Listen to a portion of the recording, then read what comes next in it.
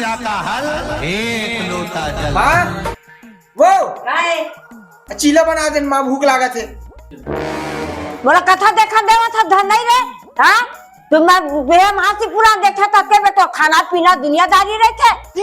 लड़का अपन भूख मारे तो कथा कथा करत है। चीला बना मेरी जानो।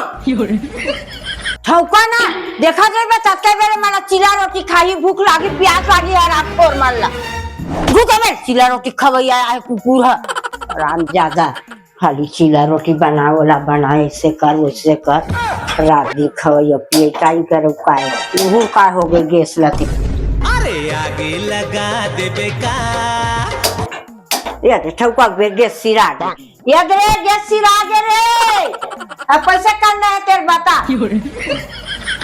हैं ये सिर आगे। हाँ भैया। हाँ भैया। अरे सिलेंडर चाहिए यार एक इमरजेंसी में। वो तो कल ही मिली भैया। काली मिली देखना भैया कहीं कुछ जुगाड़ जी नहीं मिल पाए भैया, सब सिलेंडर आउट ऑफ स्टॉक है। अरे यार चुभती जलती गर्मी, चुभती जलती गर्मी का मौसम आया।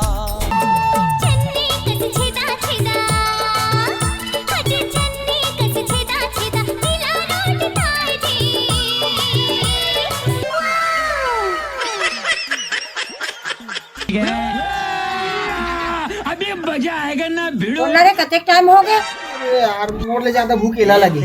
रहा नहीं जाता बेटा, मन में लड्डू फूटा। ओ तेरी बहन की लग जोए हैं ये क्या हो गया।